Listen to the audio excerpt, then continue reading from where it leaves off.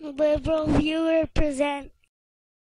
So last Friday on Fox News, I saw Jamie Colby anchoring a sensationalistic story about indoor marijuana growers in Miami that seemed designed to scare you.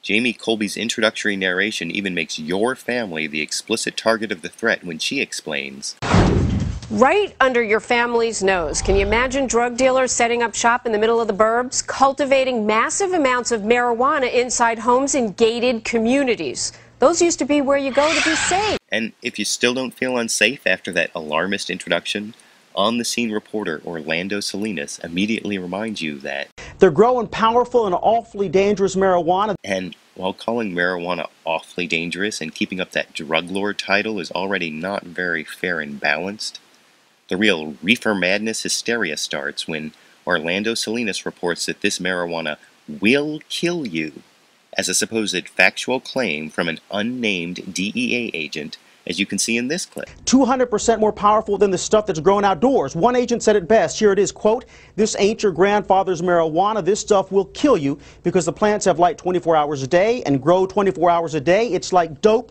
on steroids."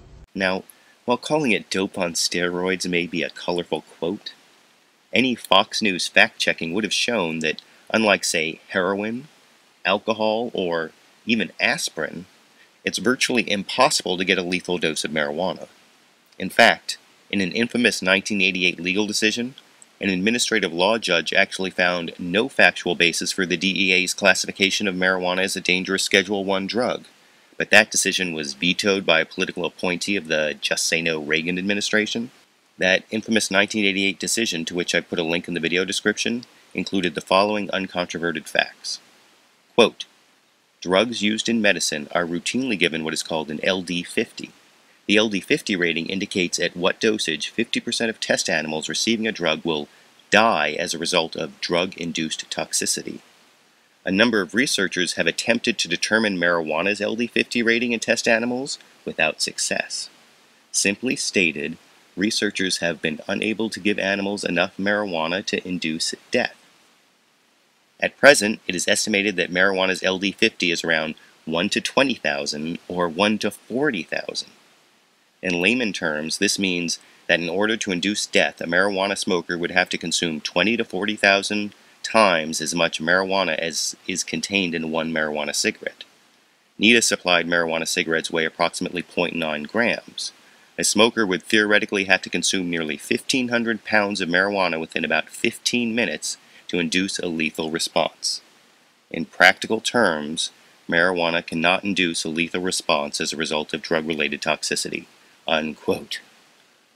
But Fox News never told its viewers that killer marijuana doesn't really exist, and instead ended this scare story quoting another unnamed DEA official spreading this threat. In some cases, the DEA says drug dealers have actually booby-trapped their homes so small explosives would go off if the neighbors or if the cops ever came too close to those homes. Which leads me to ask, is it appropriate for a news reporter to act as a mouthpiece for government agents without doing any independent checking to give viewers a real factual assessment?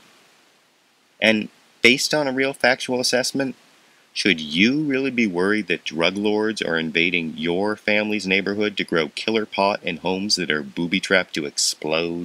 YouTube, you decide.